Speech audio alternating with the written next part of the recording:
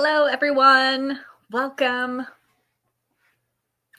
Okay, let us see who is here so far.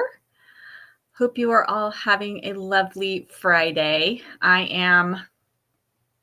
have a bit of a sore throat today, so we'll see. I have both a very large mug of tea and I also have my water bottle, so hopefully that will keep me in good stead for the next couple of hours.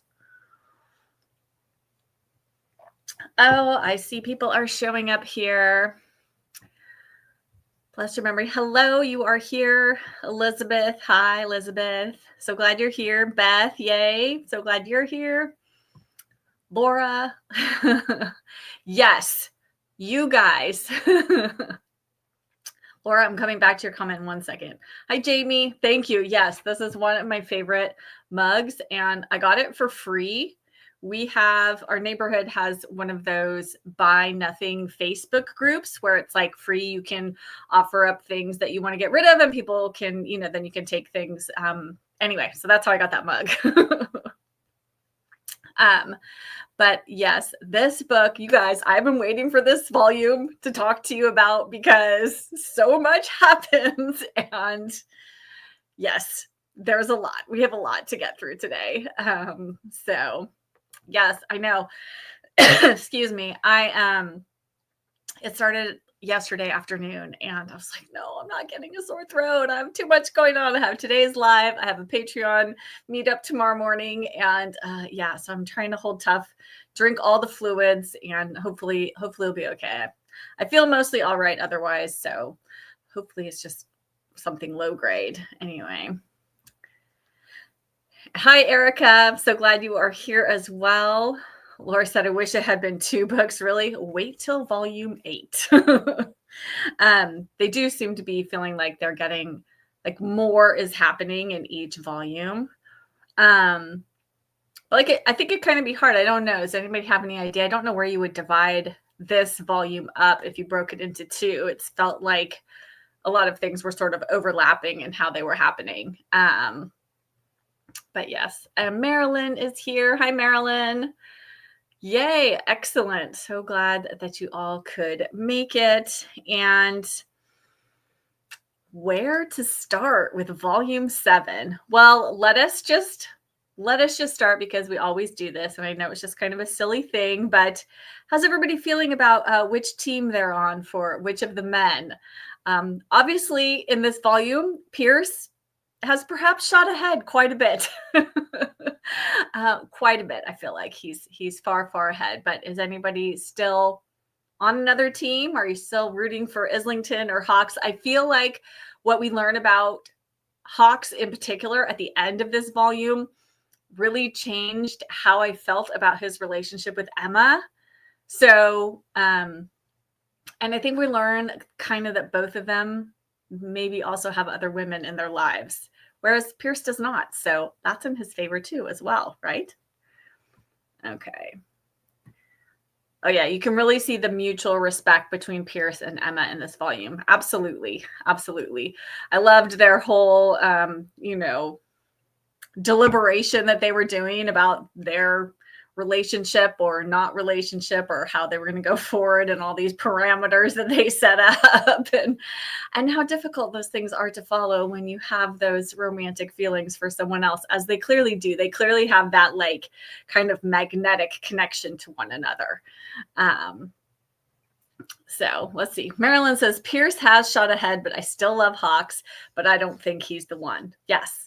Well, the pear-scented woman, whomever she is, there's clearly something going on there. So, I just feel like, to me, Hawks feels like he's more of a brotherly mentor figure for Emma. Like, he's that person that she can go to when she really needs somebody to lean on, rather than like a romantic thing happening between them. I love Hawks. I think he's a fantastic character. And we learn a lot about him in this one, especially about how smart he is, and how well educated. And, just he's such a delightful character. But I don't know that he's the right romantic partner for Emma. So let's see. Jamie says, this book was definitely full of twists. I can't make a decision about her best guy. Oh, thank you for the shout out for my vacation vlog. If you haven't seen that, that went live on my channel today. I shared a little bit of our Hawaii vacation. We went to Kauai last week. We got back last Saturday. And so I shared a little bit of that. And we went to the only bookstore on Kauai, and that was really fun. So yeah, it was a lovely trip, but also nice to be back home with all my books and my cozy space. So you can feel the electricity between Emma and Pierce despite their rational chatting. Yes. Electricity is happening for sure between the two of them. See, Meg says, I'm loving where things are going with Pierce and Emma. I'm still wondering about long-term how things could pan out for them, but for the time being, I'm loving it. Absolutely. I mean, will they end up getting married and living happily ever after? Who knows? But, does anybody know that with any relationship? Of course not. And everybody has things in their past and, sort of quote unquote baggage they're bringing to the relationship. And I don't think Pierce or Emma are any different than anybody else in that scenario. So, I mean, the one thing I will say is that I don't really love that Pierce feels like he can't ever tell Emma about his past. And I understand not wanting to talk about these he clearly has PTSD, traumatic type things that are happening. But I do feel like sometimes sharing those things, it does help that you lessen the burden and that load that you're carrying by sharing that with the people who love you. So, but somebody should change at any time. Just because you say you don't want to share doesn't mean you won't at some point. Let's see. I felt like the scene in the church when she stepped real hard on Islington's shoe. You start to see this maybe as a brother-sister situation. Yes, absolutely. I definitely feel like she and Islington, they've always had that sort of brother-sister kind of sparring, always kind of at each other. A little bit like her and Roland. I feel like she and Islington have a similar type relationship. That's very, a little bit... what's the word I'm looking for? They're just sort of like at each other a little bit, but not in a way that's like, and I'm going to show my age by the reference I'm going to give here, but like on Moonlighting, where the two main characters were always sparring with each other, but it was clearly like there was sexual tension happening there. I don't feel that way with Emma and Islington, whereas I do feel that with Emma and Pierce. So, let's see. Gosh, you guys are coming in fast with the comments. Let me go back here so I can catch up. Let's see. Jamie says, I'm in a group and someone was commenting on what Beth seemed to be doing with Hawks' character. Ooh, tell us more, Jamie. What did they... Oh, wait, here you said. They were saying it almost felt like she was doing an Irish folklore type thing going on. That's interesting. That's really interesting, especially, I was going to look up and I didn't do this. I need to. Maybe I'll do that during our first reading sprint.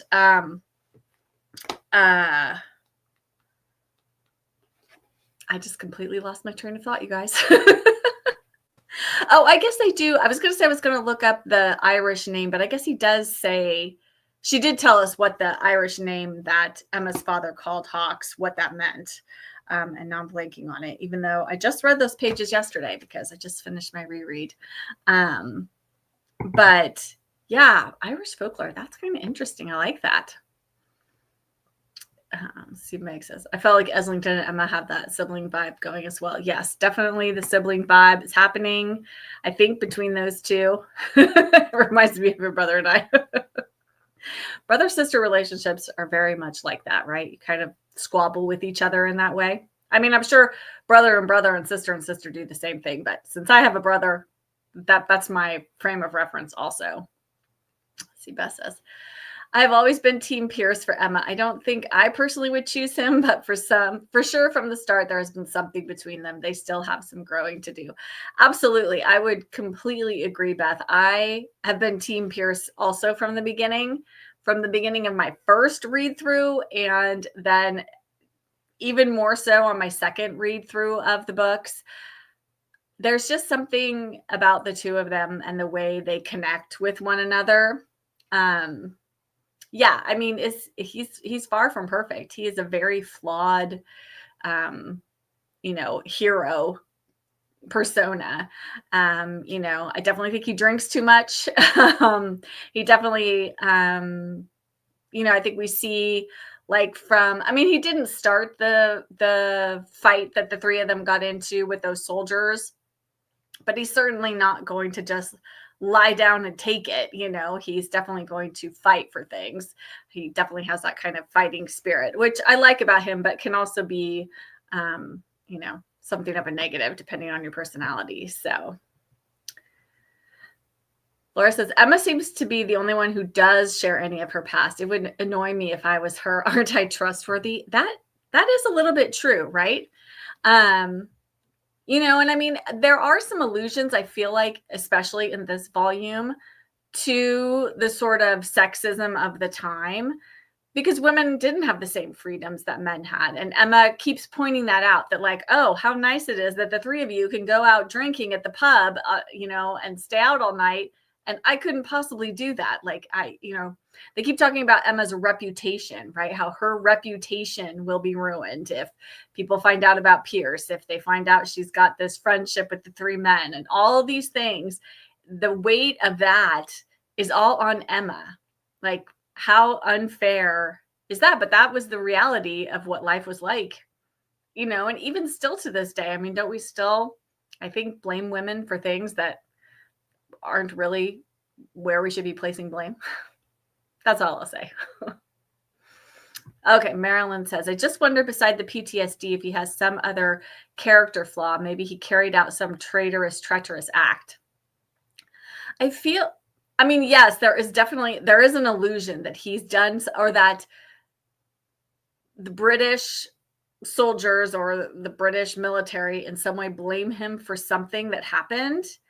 And yes, and it's hard to get a read on whether that's actually something bad, or is it just something that was perceived as bad, or is he a scapegoat? Was he not really involved? Who knows? And because he won't talk about it, there's this question of exactly what it is that he did. So I guess we'll have to wait and find out. Yeah, Jamie says, my only problem with Pierce is he seems to be hard on the alcohol. Yes, I would agree with that. I do. I mean, even the doctor told him, like, you need to slow your roll there, Pierce. Like, this is not good for your health. Like, less of that. And I agree, Pierce, less of the drinking all around. But yeah, I mean, it's definitely one of the biggest sort of negative things about Pierce. I think I could,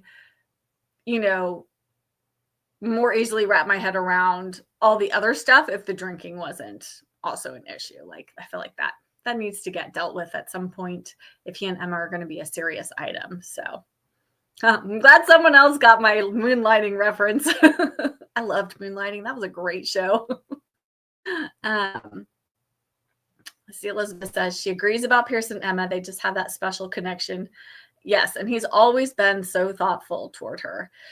It's an interesting contrast with the roughness of his life in other ways. Yeah, he definitely has a gentleness with her that he doesn't really seem to have in the rest of his life. Like, he's not going to take any guff from anybody, but with Emma, she definitely brings out his softer side.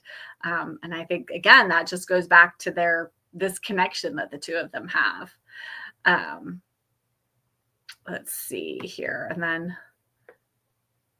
oh yeah, Elizabeth also was hearkening back to has Pierce done something bad that we don't know about? We don't know.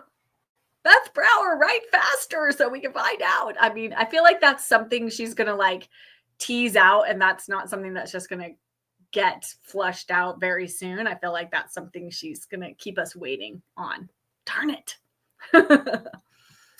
Let's see, Meg says, regarding Islington, did you all think the person in his life referred to toward the end was maybe another sister, maybe who passed away or estranged for some reason, or were people thinking a love interest? Okay, yeah, everyone put in the comment what you think. I thought love interest. That's what I thought when the name.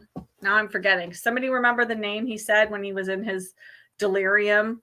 But no, I'm forgetting. He calls Emma something.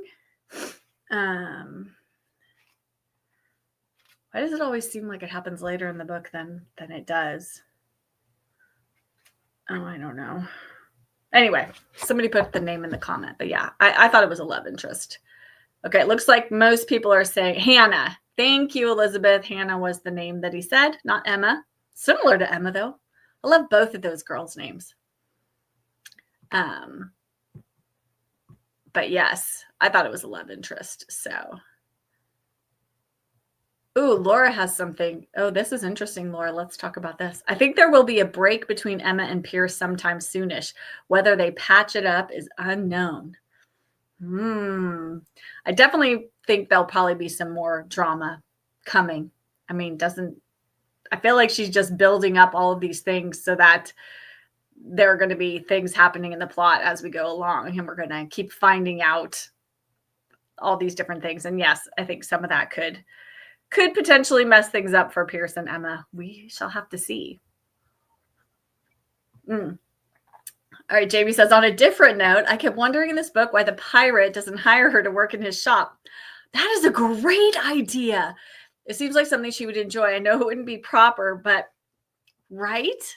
Oh, but what about, you know what I did think of when she goes to the actual bookstore in St. Crispian's, which now I'm forgetting the name of, and she runs into the sister-in-law of the guy who runs the bookshop, who also doesn't like Emma to come in there. Like, I don't know why everybody has it against Emma. She's so lovely. I felt like maybe that could be like, it would be great if somehow something happened there so that sister-in-law maybe sort of took over running the bookshop, and then she could hire Emma. That would be the perfect job for Emma, I think. But I love the pirate. We should talk about the pirate because he's fantastic. Oh, Laura said about Islington's, about Hannah, the name Islington said, a love interest, but maybe she's passed away. Yes. So yes, I think we're all pretty much thinking it was a love interest. Beth, yes, right? I kind of think the bookstore sister might hire her. I think she would totally hire Emma. She was like, you just browse to your heart's content, read whatever you want. It's like, that's who Emma needs to work for, because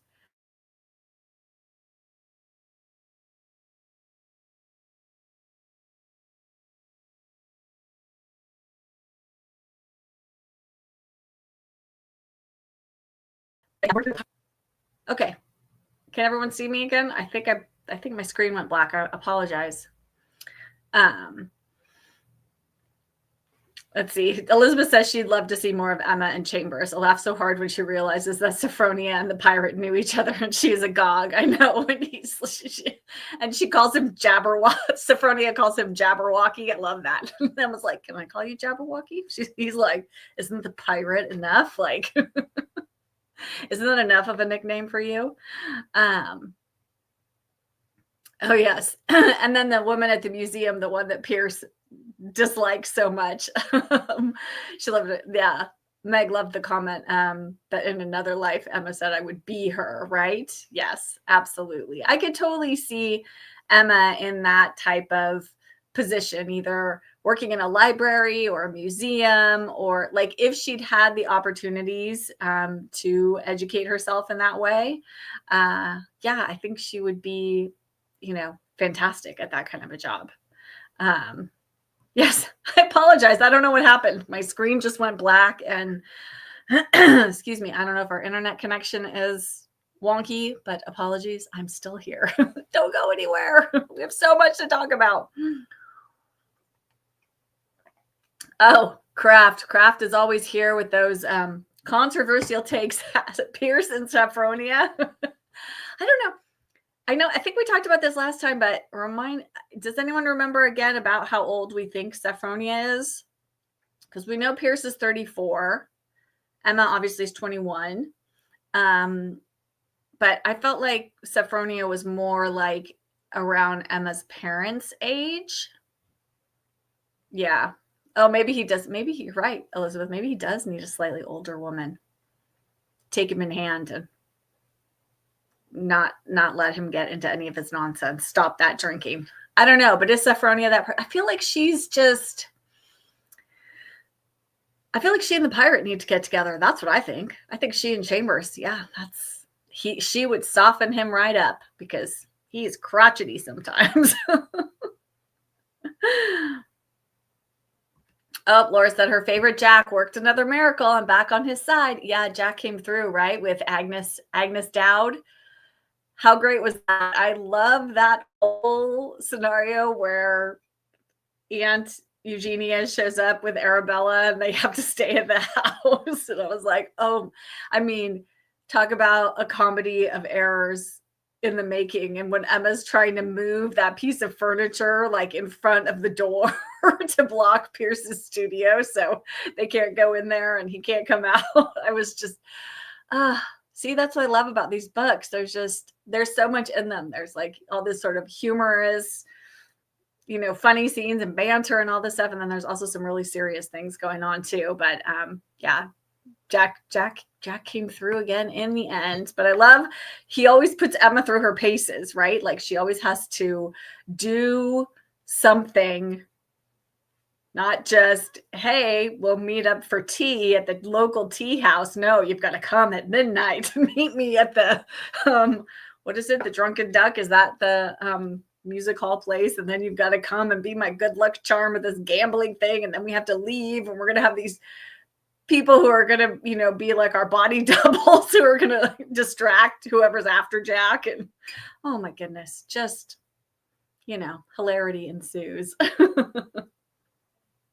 But yes, Agnes Dowd was amazing. I like how she managed Aunt Eugenia. Like that was perfection. I just loved all of that. It was so, so good. Let's see, how about when Cousin Archibald starts reading that silkworm poem and it starts getting sexual, the two of them are feeling so uncomfortable and he writes her a note, you fell on your sword. The silkworm, yeah, the silkworm book or whatever. Oh my goodness, like how he just comes in, sits down at dinner, like I'm going to tell you, we're going to read from this book to you because you all should know about the silkworm. It's fascinating. Him and his morning jackets, just that was yes. I know, right? Like, how does she come up with these ideas? She is a clever writer, that Beth Brower. I have to say, I'm so very impressed by all that she packs in. I mean, even though this is the longest of the books so far up until volume 8, which is even a little bit longer, I mean, she packs so much into this slim little volume, and it's written in journal format, which means it's not like every page is full of text, right? Because some journal entries are very short. They're just like a little, piece, though this one has quite a lot of longer entries. But, you'll sometimes come across a page where that's all that's on there. So, she's got so much going on, and she doesn't do it. Sometimes that'll feel really rushed in a novel where they're like, they've tried to pack too much into a volume. And I feel like she does a really good job of, giving us so much detail about Emma's world without making it feel like she's rushing us through. So, yeah, how does she decide what goes on what day and when it's funny and when it's serious? And how she blends all of that stuff together. It's just, it really is quite brilliant. Like, just so fascinating. I'm always impressed by how writers can come up with a story and, fill in all of the gaps that you need to know when you're telling us, that you need to have when you're telling a story. So, I mean, it's fantastic. But yes, I think we can all agree Beth Brower needs to write faster, because still no word on volume 9. At least I haven't heard. Elizabeth, you're always on the cusp of Beth Brower news. Have you heard anything? Because last I checked, it's just all been about the audiobooks are coming out in August.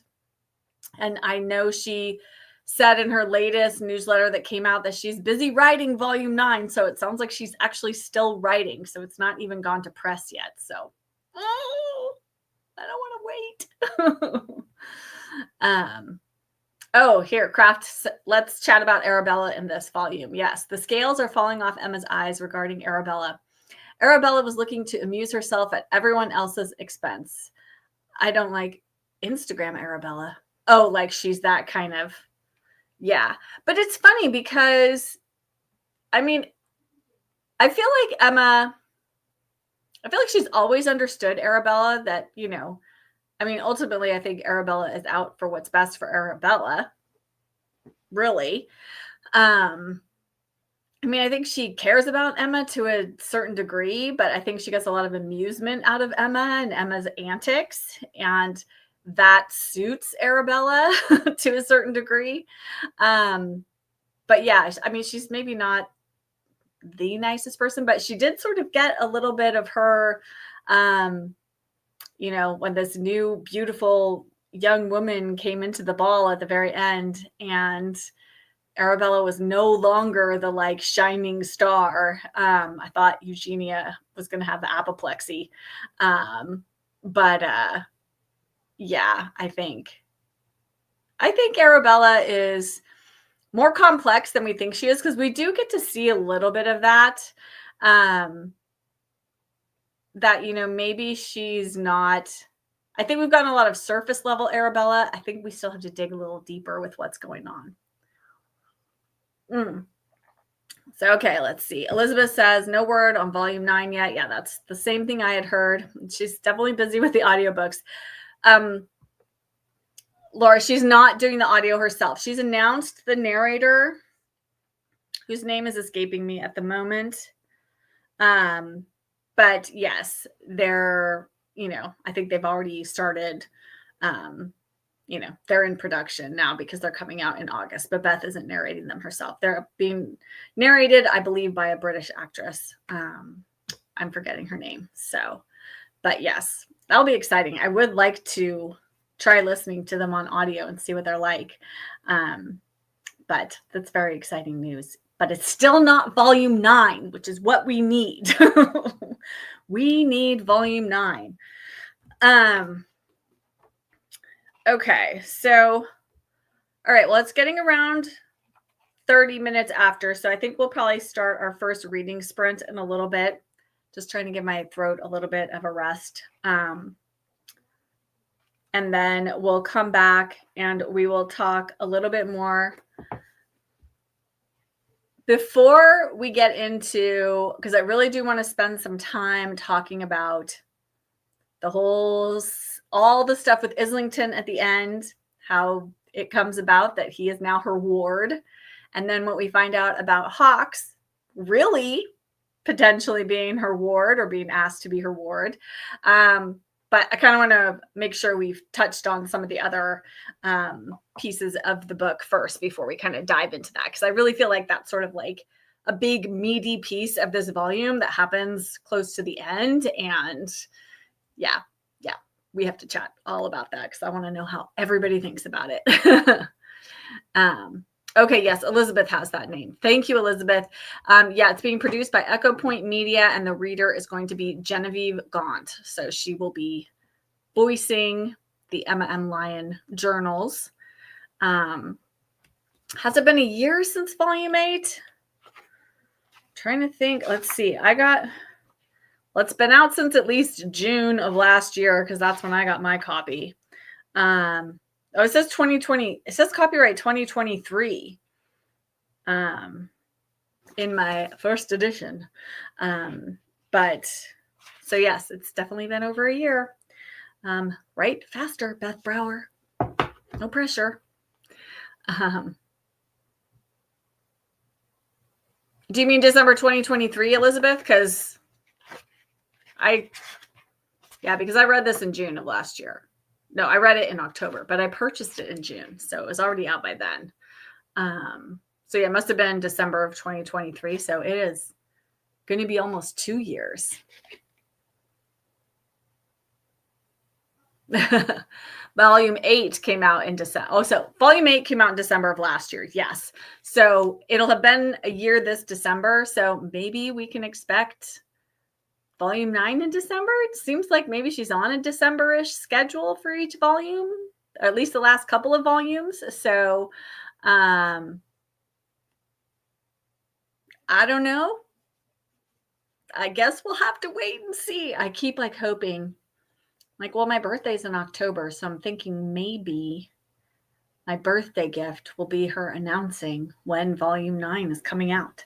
That's what I'm hoping for. And if it's coming out in December, it feels like that'd be a good time to make that announcement, wouldn't it? A couple months before. Cheers to that. If only Beth Brower were here listening. Beth, are you here? No. Okay, so it is 30 after the hour. So let's do a little reading sprint. I'll show you guys what I'm reading right now. I am reading two things. Always. I mean, I'm reading more than that, but so I'm finishing up the Hopkins manuscript by R.C. Sheriff. I am buddy reading this with my friend Miriam from the channel Miriam Elizabeth Reads, which if you've never watched her channel, it is delightful. So I only have a few, I think I have like 4 chapters left in that. It is really good. Really good. And then my son and I are buddy reading Homer Price.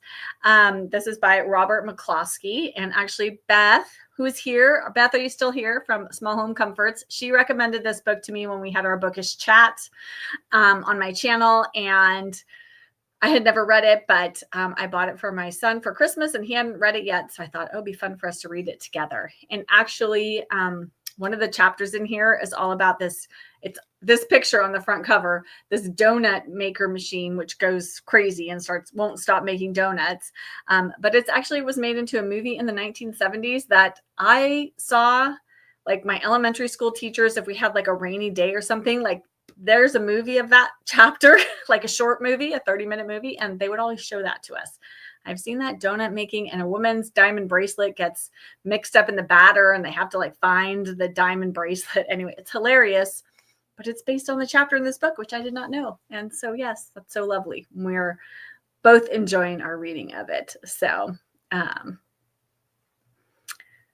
yes, Beth says she loves Homer Price. Yeah, I'm very much enjoying it. Though I just read the scene about the chapter with the like balls of string where they're like unrolling them. And both my son and I aren't exactly sure how the woman won. Something to do with her dress, I think. They didn't really clarify that. So I'm a little confused, but it's all right. Let's see. Laura says she's reading Tales from a Village School by Miss Reed. I've had tears running from laughter at some chapters. Oh, that's so great. I'm actually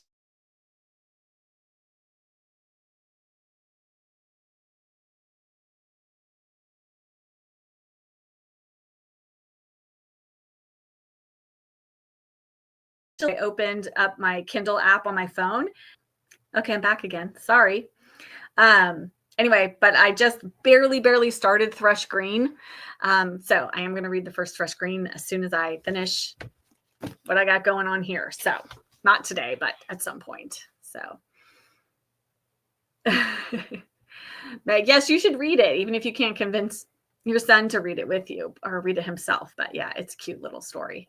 So yeah, the donut scene is fantastic. So such a fun chapter. Okay, enough of that chit-chatting. We are going to do some reading or whatever it is you'd like to do. I think we'll go until, let's go till 5 till the hour. And let me get a ticker going so we all know. Read until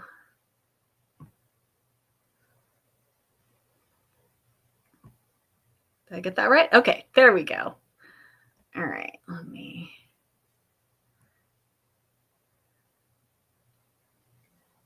Yes, I'm very excited for Thrush Green, Elizabeth. Ooh, not quite, Mr. Knightley. I have been terrible. I have not read anything for Jane Austen July. We'll see if I can squeeze something in the last few days of July. I don't know. It's just been that kind of month. Okay, so let us do some reading. Let me get our screen set up here. Hopefully.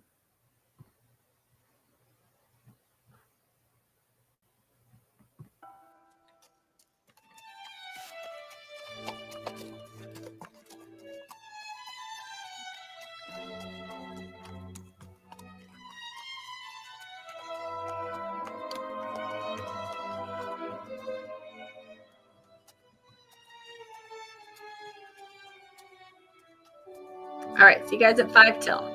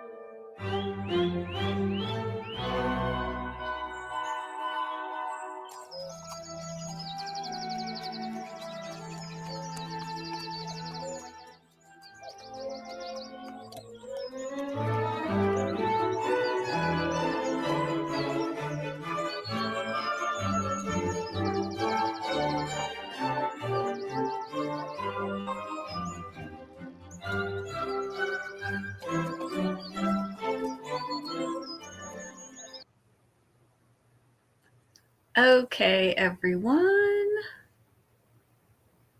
Let us come back. Let me get this banner. There we go. Okay, hopefully everybody got some reading done or something done, whatever the case may be. I will give everyone a moment to come back. And yes, while we were having our little reading sprints there, I just was flipping through and noting down some of the things we haven't yet talked about from this volume. And I was thinking maybe we should start off with Emma, the scene with Emma and the professor where they have tea. And I think the little subplot of Mary and the professor is maybe one of my favorite things. I mean, there's so much I love about these books, but I really, really do love that little subplot and how fun it is because, I mean, they just seem like they'll be perfect together. And I'm loving this like little romantic comedy the two of them have going on. And I love how Emma's like first reaction is like, you didn't cut your own hair. Like you had somebody cut your hair for you. And now you look amazing. And oh no, this is not good. Yes, Elizabeth, they're just so fun. And, you know, he's like this total, like kind of, you know, bumbling professor character who I feel like he's a little bit like Clark Kent. Like, you know, he's got the glasses on and the messy hair, you know, badly cut hair. But then if he takes his glasses off, it's like all bets are off. That guy is good looking. And I'm picturing him like, oh, I'm blanking on what's the actor that just most recently played Superman. He's Henry Cavill. Henry Cavill. That's who it is. That's who I'm picturing, but like with slightly, you know, kind of slightly messier hair, but just like give him some like bad glasses because he's so good looking. I feel like that's the professor.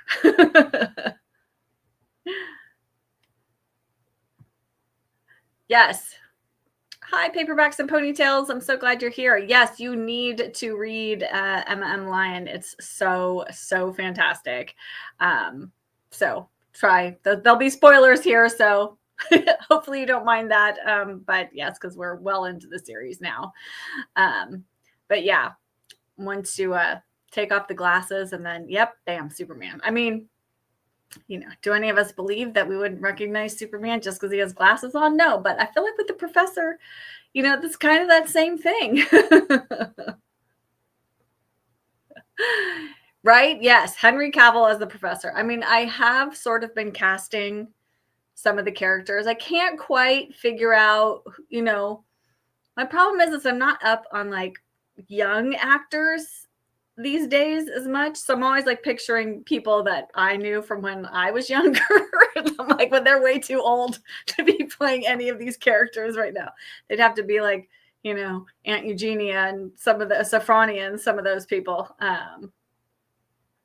Absolutely. You are welcome to hang out. And I'm glad you don't mind spoilers. So we're glad that you're here. Marilyn says, I really think he's not so bumbling, but just not interested in things other than his work. Exactly, which is sort of what I mean by that. Like, he's very smart, clearly. But yeah, he's so focused on his work that everything else is just superfluous to that. And so he just doesn't have a lot of focus on what's going on around him, except when it does come to Mary. I mean, he was very, very concerned that she ran into a lamppost. Can we all not just feel for Mary in that moment? Like how embarrassing that is when you do something like that, like run into something, or when you're in front of the person that you have all these feelings for. And maybe we'll have to restrict his glasses to their boudoir, or his no glasses to the boudoir. I think that's what it would have to be. Oh, Jamie, who are some of the give us a list of some of the people that your group has been naming as actors to play the characters in the books. And yeah, I would love to see that. Or anyone else, chime in if you have thoughts about like if they turn the Emma M. Lyon books into like a mini series or TV show or movie. Who would you cast as, do you have any particular characters? I've already said for Hawks, I like Andrew something or other. I forget his name. He played Moriarty in the Sherlock BBC TV series. Andrew something.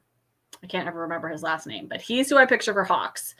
And like I said, Henry Cavill for the Professor. I kind of feel like Emma could be, what's her name from, well, she's most well known for Stranger Things, but then she did the Enola Holmes, because I kind of feel like Enola Holmes and Emma, like the quality of those characters is a little bit similar. And so I feel like she could bring about that kind of Emma-ness that we all like in the books. So let's see. A cute guy with glasses, Jonathan Bailey in Jurassic World. I haven't seen Jurassic World. Now I'm going to have to look up Jonathan Bailey and see what he looks like.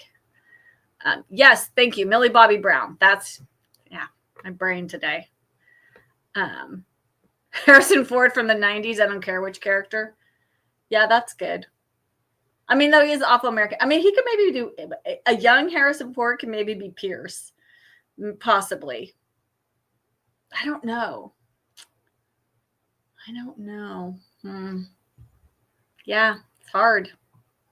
It's hard to cast this. Anyway, love the scene with the professor and Emma and how, like, I mean, Emma's very bumbling in that scene, isn't she? Like, she cannot get out of her own way. She's having, like, conversations with the professor, saying things to him that he does not understand. Luckily, he isn't really hyper-focused, so it all kind of, I think, mostly went over his head. But, yeah, I loved that scene. And then poor Mary, and, she sees him with this woman, and so she just assumes it's romantic, and it turns out it's his sister. I was glad that didn't, like, drag out, that Emma knew, could tell her, no, that's just one of his sisters. Because I was feeling for Mary in that moment. And yeah. And how embarrassing. I have actually crashed into a lamppost myself, but I was in kindergarten in our Halloween parade at school, and I was looking for my mom and not looking where I was going. And actually I crashed into the flagpole, but similar kind of thing. Still very embarrassing, even at 5 years old. So I can vouch that's an embarrassing moment to have. So yes, loved that whole thing. And then, should we, I know, yes, poor little Jen. Little Jen it was very embarrassing. Archibald could just have a Donald Duck voiceover. So I was like, what? I still sort of picture Bill Nighy as Archibald. Like, I think he'd be fantastic in that role with making you, because I think that'd be a hard role to play as an actor, to make him funnily obnoxious and not just everybody hates him. I mean, you are supposed to sort of hate him, but he's also comic relief. And so I feel like you need somebody who can walk that line. And I feel like Bill Nighy is the man for that job. I think he'd be an excellent Cousin Archibald. But yeah. And then let's see. Well, we should talk about Parian seeing Emma and Pierce sort of kissing. And I feel like we haven't heard the end of that. I feel like perhaps, I don't know. What does everybody think? It could be a little bit worrying that he has that knowledge. Yes. What? I can't do Donald Duck, but my dad could do Donald Duck, but I can't. So yeah, it's a little bit Donald Duck-ish, but I feel like Bill Nighy could pull that off. He could give us some Donald Duck characterization in there. But yeah, tell me what you guys thought about the Parian scene. Did everybody like, oh no? I was having a bit of that the first time I read it. Yes. I was like, oh my gosh. As again, Emma's reputation. But I'm wondering if maybe, because by this point, I think Perian feels like he's got a good thing going. And, with Emma, he's a little bit out from under Archibald's thumb to a degree, because she's really in charge of the household. And so, she gives him, because he will help with Archibald and Archibald likes him, then Emma gives him, like, she's like, take a half day off because you did all this great, you took care of Archibald and kept him out of the way and did whatever. So here's your reward. So I'm wondering if maybe he'll keep it to himself because he realizes, in another household, he'd just be another servant. And, if he calls her out and she loses everything, well, then he's out of a job too. So, maybe he realizes which side his bread is buttered on. I don't know. I think Perian and Agnes, I don't think they'd be friends otherwise, but I think because they work in the same household, they don't really have any other choice to interact, but they do seem like they're friendly. And I feel like at first it felt like, Perian was Archibald's little, minion running around doing his bidding, but I feel like he's come out from under that and like he is evolving. And we're getting to see other sides to Perian. He's just not like a one-dimensional servant character. So, I think he realizes that Emma is the side he wants to be on. That Archibald's time, his days are numbered to a degree. Like he's not, there, but for the grace of God go I. I'm kind of, I think if she could just throw Archibald out on his ear. She doesn't have to give him shelter.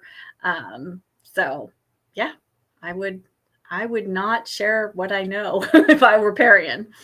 But yes, Kraft, I agree. He can also leverage that if he needed to. So I do feel like maybe we haven't seen the end of it because while he may not shout it from the rooftops, he could put it back on Emma. Like, hey, I know this thing about you and Pierce and, give me the weekend off or what, I don't know, whatever it is he might want. So I think it could be interesting to see where that goes. But yeah, it was just like, oh no, they should have locked the door. No kissing without knocking. No kissing without locking the door. That's what I'm trying to say. And then I thought it was also very funny that Lord West, he of the Sweet Peas, if you remember that, and the Sweet Pea funeral from, I think that was the last volume, now set his sights on Emma, which is not going to go down well with Aunt Eugenia when she gets wind of that. But yeah, I thought that was kind of funny. And, that Islington is aware of it. He knows what's going on. And he did try to save Emma from a proposal. So that was nice of him. But yeah, gosh, oh my goodness. I feel like there's so much to talk about in this one. And then I feel like Victoria Braithwaite. So she's the young woman who Emma lived with her family right after her parents died. And again, I'm trying to understand like why. I mean, I understand her aunt was away, take her in right away. Fine. But like, it feels like she has all these people in her life who could have helped. Like, Hawks could have taken her in. Sophronia could have taken her in. Like all these people. I don't know why that didn't happen. That's a question that I've been asking myself. I don't know. Does anyone have any thoughts about whether or not that seems strange? I don't know. I mean, obviously information didn't travel as easily in the 1800s as it does now. So maybe they couldn't get a hold of someone. And there was reference at one point, I can't remember if it was Victoria. Is she the one who says that some woman kept writing, trying to like wanting to have Emma come and see her or see how she was doing or whatever? And Emma's like, what woman? What? Who was this? But we don't get the answer to that question. So yeah, who was that? Very, very curious about all of that. Yeah, Elizabeth. Yeah, like why? I mean, she obviously has all of these people now that are taking care of her. Yes, I just feel like that's a question we don't have the answer to. I feel like I would like to know why nobody else was around when Emma was in her time of need. But I'm also wondering, I mean, obviously she and Victoria are very much, I mean, I think she feels like Victoria's her arch enemy. Reasonably so. But I'm wondering if maybe we're going to see an arc there where there's going to be some sort of change. I don't know if it'll be one of either the two of them. It's going to provide conflict for something. And maybe one of the men in Emma's life is going to be interested in Victoria, or that's going to become something. Or the flip side of that, are she and Emma going to in some way reconcile and become friends? And this will be another female character that Emma will have a relationship with. I don't know. Thoughts? Anyone have thoughts on that? Yes. So shocking about Victoria's parents. I mean, yeah, just tragic. But I thought it was really a lovely way of like Beth exploring like Emma's own grief. And I love.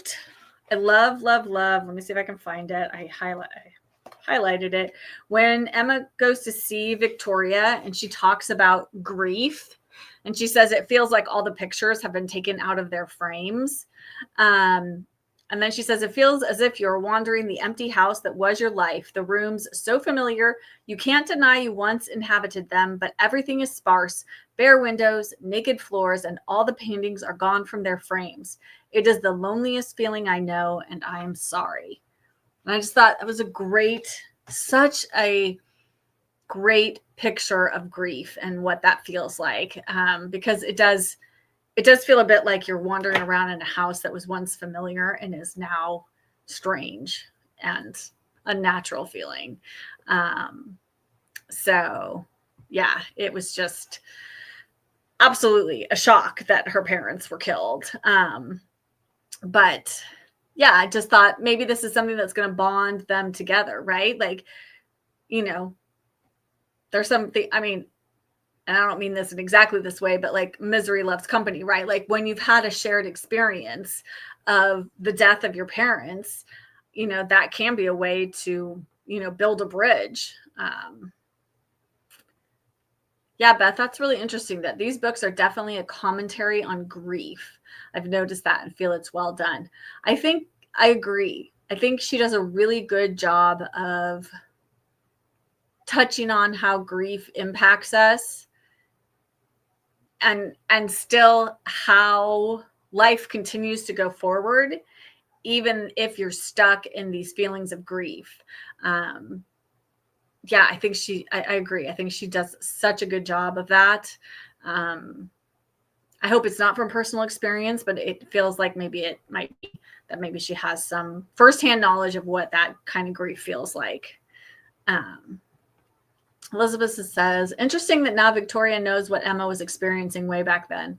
Can't wait to see how that plays out. I wonder if Victoria is experiencing some remorse over her treatment of Emma. Yeah, I think that will be really interesting to see. I mean, because obviously at first, I think Victoria's, in the first moment of their meeting when Emma goes to take the portrait for Pierce to Victoria is just, she's in the throes of her grief, right? So I think sometimes you lash out because of that. You want to hurt other people because you're hurting so much. But yeah, I wonder if as time goes on, if she doesn't realize, excuse me, that yes, that maybe she didn't treat Emma the best way. Yeah, I hope that they become friends too. I think it would be nice for Emma to have some more female friends. I mean, I like that she has these male friends, but they definitely add a lot of complications to her life, considering the time period that she lives in. I mean, if it was a contemporary book, we wouldn't think twice about her having 3 male friends. But in 1884, yeah, that's just unusual. Yeah, crap. That's a good point, that Emma has been evolving for several years following her parents' death, and Victoria is just starting her journey. So yeah, I mean, maybe Emma could act as a guide for Victoria. I think even in that, little piece I read, that I think maybe might help Victoria, as she goes along. Like, here's somebody else who understands this feeling. Marilyn, you like someone to, that idea of someone becoming romantically involved with Victoria, the Roman. Ooh, Victoria and a ghost. We're getting awful gothic, aren't we? Yeah, that passage about grief is really profound. Like, I stopped and read it a few times. It just really spoke to me. Yeah, having experienced grief myself, I know that's exactly, I just instantly understood what that feeling is like. It's just, there's nothing else like it. Yeah, well, now Victoria might be the neighborhood enemy. Well, that was kind of funny because, I forget who is it who tells her, is it Pierce or Hawks or someone tells her that, she's moved in with General Braithwaite, and Emma's like, I had no idea they were related. I'm like, they have the same last name. You wouldn't even have thought. I would have said, I wonder if they're related. They've got the same last name. But she seemed to not have done that. So I don't know. Laura worries about you worry about Victoria as an enemy too. I mean, it's really hard to say right now. Like, I think it could go either way. I'm hoping that maybe a friendship might develop there. But yeah, it could definitely, she could stay Emma's nemesis. And then we'll see how that plays. I don't know. Maybe she'll come between Emma and Pierce. That could happen, right? Who knows? Emma does seem to like having enemies. Enemies. Yes. Yes. She does have some enemies, doesn't she? But she's got so much drama happening in her life. I think, enemies are enemies. Enemies. Oh my goodness. Enemies are par for the course with Emma. Say Emma enemies. Say that 10 times fast. Emma's enemies. Yeah, Victoria and Pierce. Right? She does seem to perk up. And there was that scene when Victoria and her parents come to have their portrait taken, and listening through the door, and she hears them, like, Victoria says something and Pierce laughs. Dun, dun, dun. Yeah, love triangle. I don't know. Darn. I'm thinking the enemies thing might be more.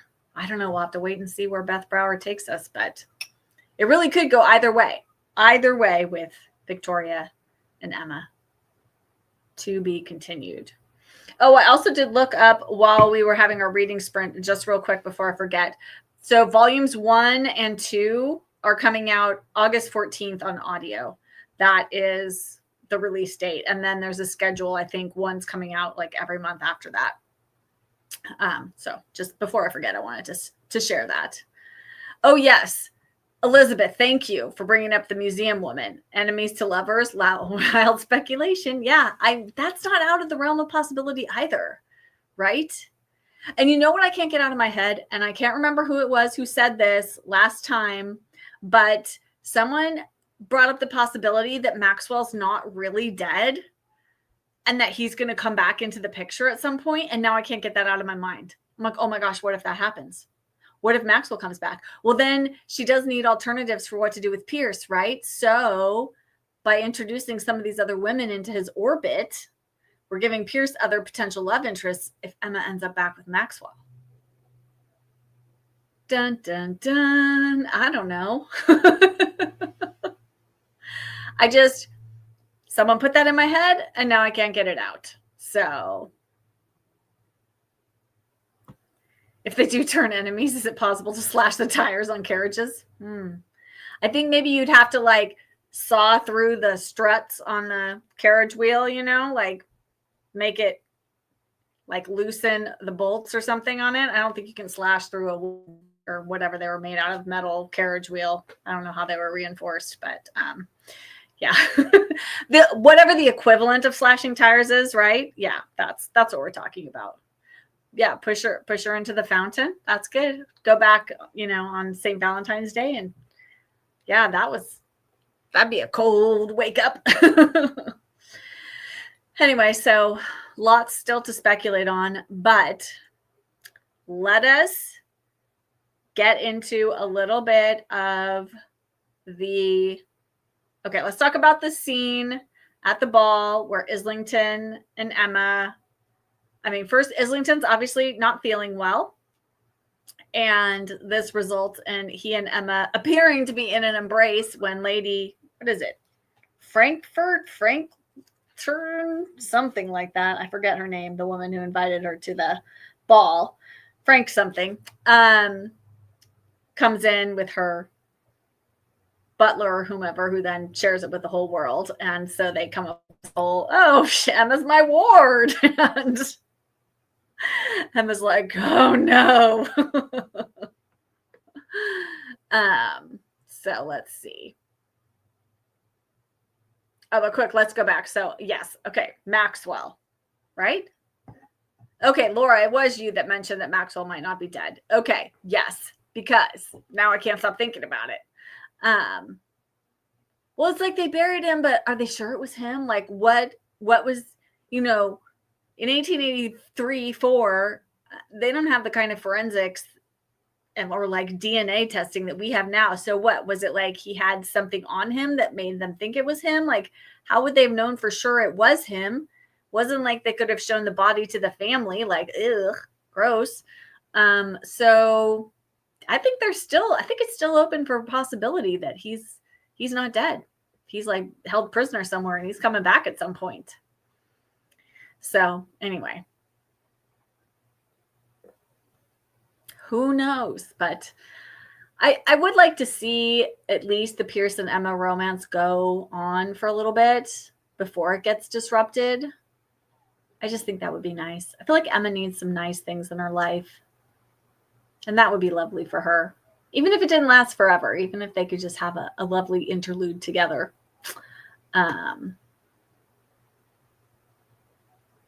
Oh, Kraft says even if Maxwell was alive, it would never work. Emma's outgrown him. And I think you're right. I talked about that. That's what I had said when we talked about it in whichever live that was where we brought it up. But I think Maxwell coming into the picture, regardless, would throw a wrench in everything. I feel like Pierce would be like, no, I got to step out, you know, like take myself out of the situation, let Emma be with Maxwell because clearly he's the love of her life, blah, blah, blah, you know. So I feel like it could cause disruption, even if then Emma didn't end up wanting to be with him, really, you know. Okay, now I need to see what's on page 241. 241. What's happening on 241? Oh, Franklin. That's her name. Lady Franklin. Oh, yes. That's the scene with the whole, yeah, she's my ward.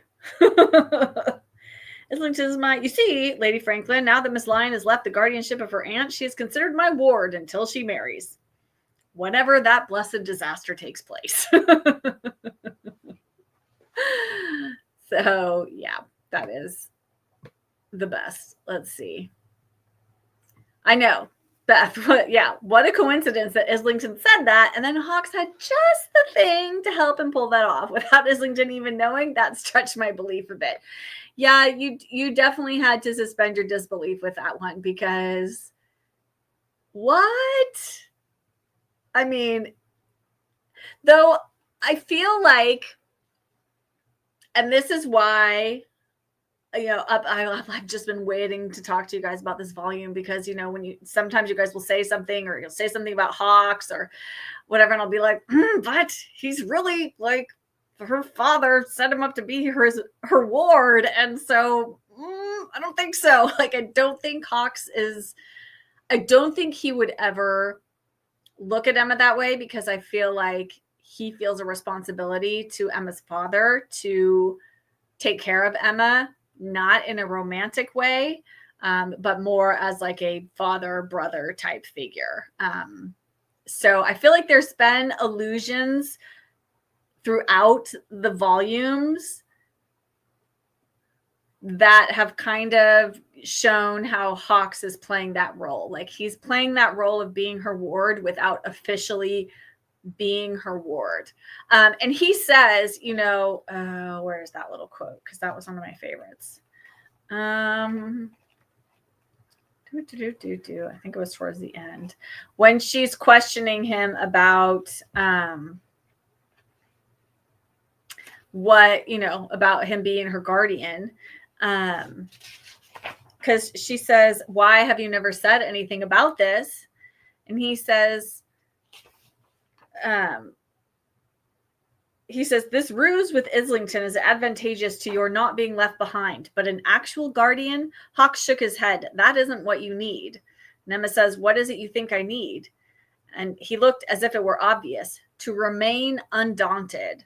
And I feel like he has been allowing her to be undaunted, you know, by sort of being in the background, but still being there and being present and being able to help or guide if needed, but not stifling Emma by saying, hey, your dad wanted me to be your ward, and so that's what I'm going to do. He's just like, he has this little piece of paper kind of tucked in his pocket, but he's just letting Emma be because he's smart enough to know that she's able to take care of herself and she needs to just be allowed to get on with it, you know, without him interfering in that way and holding up this piece of paper and saying, I'm your ward. So yes. Okay. Oh gosh, guys are coming in fast in the, let's see. Oh, Laura asked, was Dictionary Volume 2 the only book she added this volume? I think it might have been. I think it might have been the only edition. She got quite a few last volume. I feel like there were quite a few books that came into her life in Volume 6. So I do think, yeah, this was. Did she get Mixing in Society in this one, or did she get that one in the prior book? That was the prior book, right? They all just like blend together. It's one big jumble in my mind. I can't remember from volume to volume what's happened. And I just finished. I mean, I just read this over the past 3 days.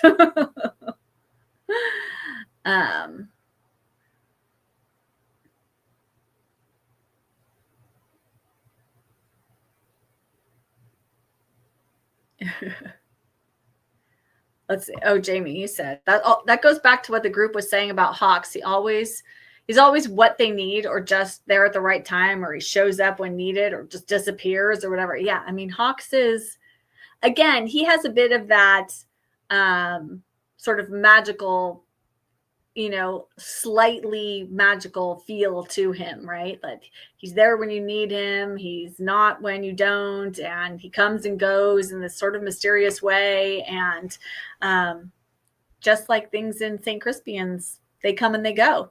They're there and they're gone. And then you find them at the keep. But yeah. Let's see.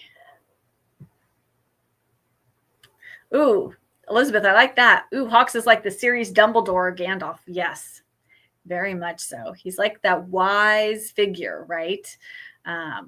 Always spouting off his wisdom and his quotes. And he's a man with a quote for every moment, every possible moment. Oh, Laura, is it possible that Hawks is an older half brother? Yeah, I'm curious, like, because do we know how old Hawks is? That was my other question, because clearly he was friends with Emma's father, and Emma didn't know him. Well, I mean, she must have known him, I guess, a little bit, because she had spent some time in St. Crispian's, but she didn't know him well. So I guess Hawks and her father met just because they spent time at Lapis Lazuli house when her father was, I mean, I don't know. Now I'm trying to figure out how old Hawks is. Yeah, Kraft says, this quote, when Hawks began his sermon this morning, the sun shone through the stained glass. I could almost swear there was a halo. Doesn't sound like she could be having carnal thoughts. Yeah, no. I really, really don't think that's what their relationship is about. It's something else entirely. Yeah. I think knowing this, it definitely changes. I mean, I always felt like Hawks was sort of a older brother for Emma, not a romantic relationship, but this definitely clinches it for me. Oh, thanks, Elizabeth. Hawks is 27. Okay, so he's a little bit older than Emma. But obviously he, very smart, went to university, when he was like 15 or something like that, and went to Oxford for a year and then moved on and went to Cambridge for another year, got 2 different degrees in 2 years. Whew, I'm tired just thinking about it. Yes, Jamie. Oops, sorry. I'll come back to you, Marilyn. Yes, they were at school together. I mean, Islington's was ahead of Hawks. I think he's 3 years ahead. I think that's what he said. So he's probably 30. So Hawks is 27, Islington's 30, and Pierce is 34. I think that's about right.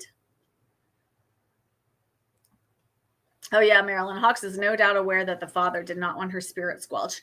Oh, Marilyn, thank you for saying that, because that just reminded me of another thought I had, which I think we've touched on a little bit, but it's so interesting to me.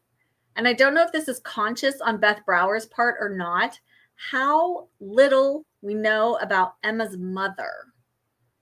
I mean, I feel like we know so much more about her father, and she and her father are very much kindred spirits. You could tell that. And her mother was much more, sort of towing the straight and narrow. But I find it really kind of fascinating how much more focused Emma is on her father than she is on her mother. I don't know. Thoughts, if any of you have any about that.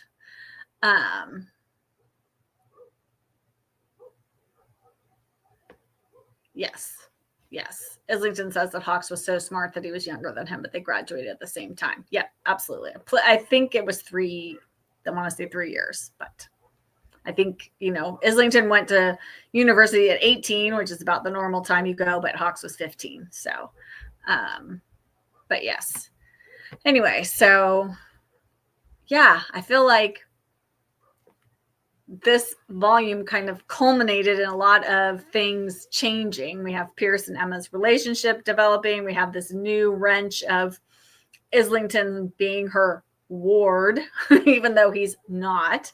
And I do like how, and then we get sort of this, and this isn't a spoiler, but they talk about how, oh, well, now Emma can go to Stonecrop, which is Islington's family's home in the country. And in volume 8, they're gonna do that. Most of volume 8 doesn't take place in St. Crispian's. It happens at Stonecrop. So that's a big chunk of the next volume. But yeah, so she's sort of like, because she's really kind of upset about Islington being named as her ward. But she, I think, comes around when she suddenly realizes, oh, this could give her some more freedoms, especially to hang out with Islington, Hawks, and Pierce, and for it not to be frowned upon or ruin her reputation, as everybody keeps talking about.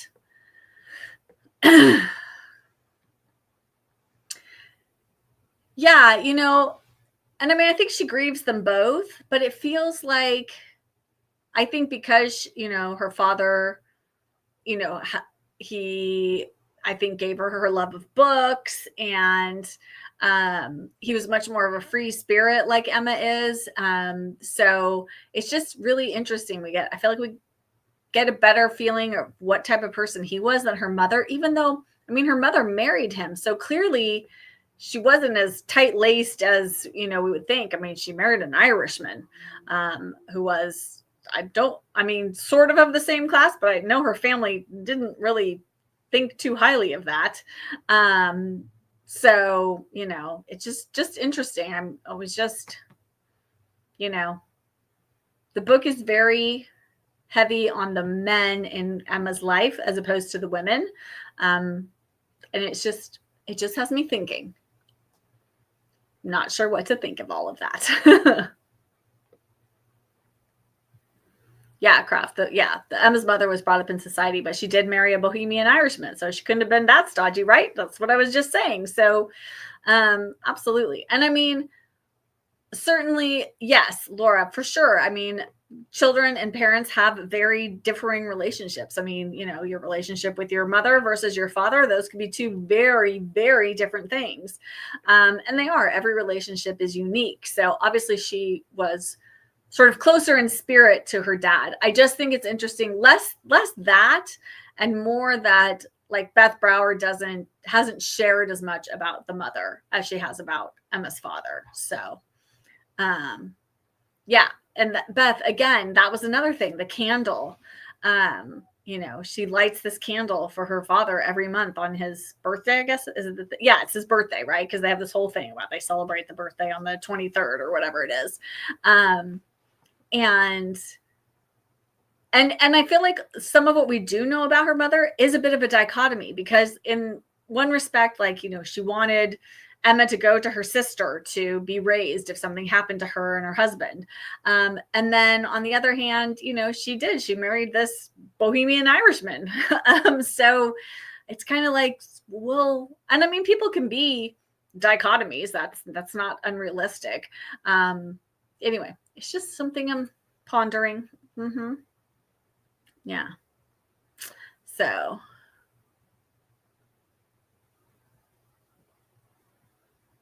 Oh, were they only half sisters? Oh, I forgot that. Was she really? Oh, bye, Jamie. Thanks for coming and joining us. Have fun with your company. I do not remember that. Oh my gosh, my memory. I tell you guys, this is what happens when you read too many books. Then you can't remember. I mean, I can't remember what I read yesterday. It's terrible. Oh, Marilyn, that's interesting. There may be some bad feelings toward her mother since she died so soon after her father and left Emma alone. Abandonment by the mother. We gave a little info about how maternal the mother was. That's interesting. Yeah. I mean, yeah, because it's like, oh, well, the father died, and then the mother's like, just gives up and can't go on. I mean, I know that they were sick, but still, it does seem a little bit like that, right? I could see how maybe that's colored Emma's view of her mother. Oh yeah, in families you always see readers pull together in a stronger bond. Definitely. I mean, definitely if you share, I mean, whatever it could be, whether it's reading or something else, if you have a bond with another family member, that's going to pull you closer together than if you don't share the same interests, right? So I think that's very, very true. Whatever that might be. If you love sports or cooking or gardening or whatever, those things are going to draw you together more. So anyway, yes. Okay.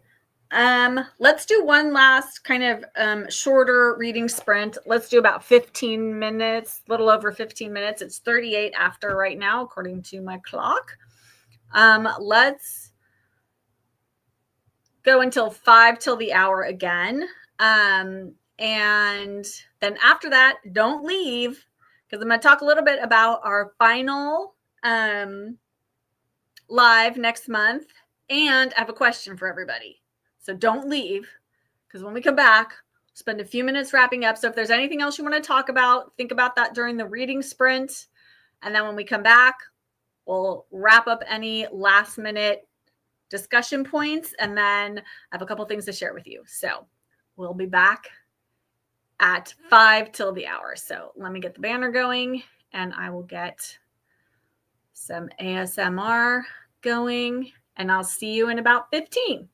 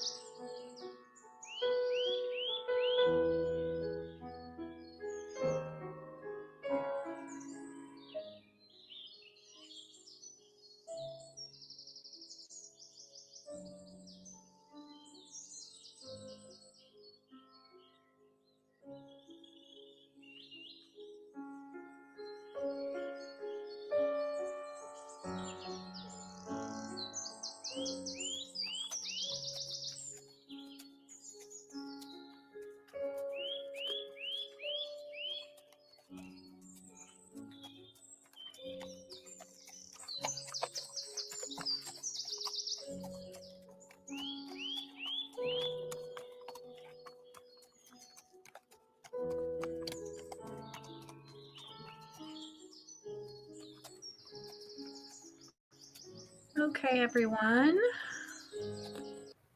We shall come back from our reading sprint.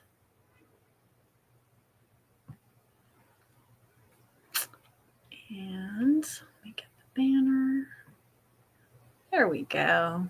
Okay. All right. So let us wrap up our chitty chat about volume 7. Craft had a comment I didn't see before we went to the reading sprint, that she wondered if Emma would have responded to Islington or Hawks the same way if they had expressed feelings for her first. I don't know.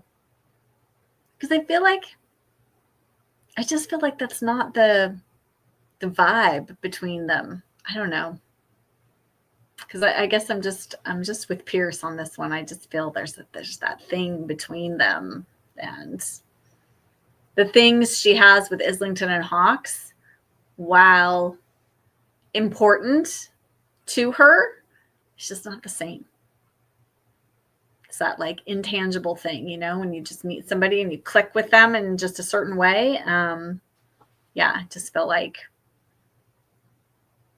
that Pierce and Emma have just clicked like that in a way that, that intangible thing when you just feel those feelings for somebody. So yes, if anyone has anything remaining that they want to chat about volume 7 that we did not touch on yet, please add to the comments. But just a reminder, we have one more volume to read in our read along, volume 8, which we will be discussing on Friday, August 29th.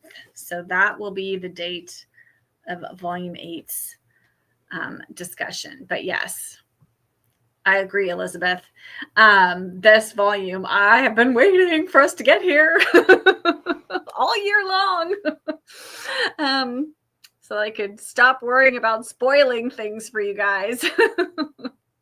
I mean, obviously, there's still stuff to come in volume 8, but I feel like there was big reveals in volume 7. And it was hard to keep some of that stuff to myself.